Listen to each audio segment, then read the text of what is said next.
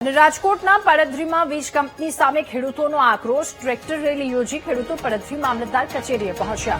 મામલતદારને આવેદન આપી ખેડૂતોએ રજૂઆત કરી. પહેલા વળતર આપ્યા પછી ખેતરમાં કામગીરી શરૂ કરવાની ખેડૂતોએ માંગ કરી છે. જમીનની બજાર કિંમત કરતા 4 ગણું વળતર આપવાની ખેડૂતોની માંગ.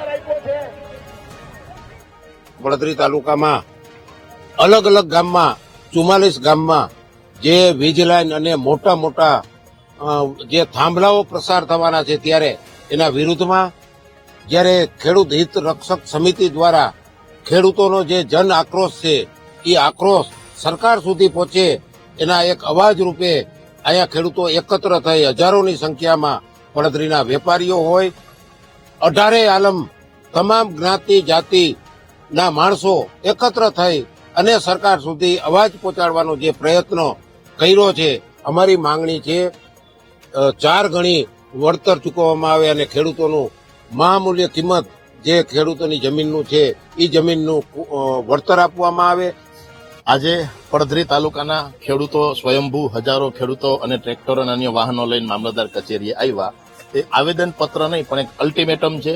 પડધરી તાલુકાના 44 ગામની અંદર જે મહાકાય વીજ પોલ 765 કેવીએના છે એની અંદર કેન્દ્ર સરકારની જૂની ગાઈડલાઈન ને જૂના પરિપત્રો જે ખેડૂતના હિતના હતા એ તમામનું ઉલ્લંઘન કરી અને કંપનીના હિતમાં નવા પરિપત્રો બનાવી અને નવી જે કઈ ગાઈડલાઈન એને નક્કી કરી છે એની અંદર ભારોભાર અન્યાય ખેડૂતોને થાય છે.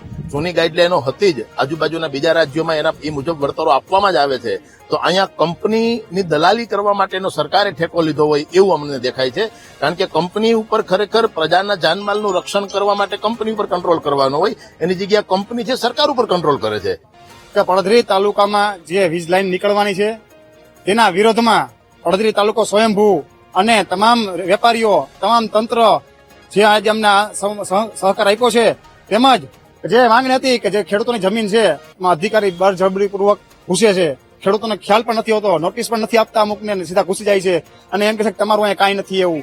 તો આ બધા મુદ્દાઓને લઈ અને પડધરી તાલુકા કિસાન હિત રક્ષક સમિતિ દ્વારા આવેદનપત્ર આપ્યું છે. આજે પડધરી તાલુકો અને મોરબી તાલુકો ખેડૂતો લડે છે એની લડત માટે, એને અન્યાય થાય છે એના વળતર માટે. એટલે આવનારા દિવસોમાં આખા ગુજરાતમાં ખેડૂતને જો ન્યાય નહીં મળે અથવા ખેડૂતને કોઈ પણ જાતની તકલીફ કે મુશ્કેલી પડશે તો આખા ગુજરાતનો તાત, આખા ગુજરાતનો ખેડૂત બધા એક થઈ અને ઝુંબેશ હલાવવાના છે એવી ખાતરી છે અમને.